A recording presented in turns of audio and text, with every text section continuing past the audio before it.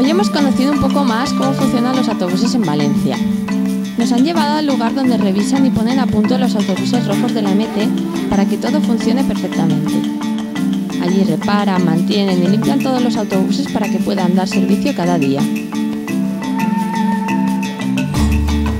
También hemos visitado el CRT, el Centro de Regulación de Tráfico de la MT.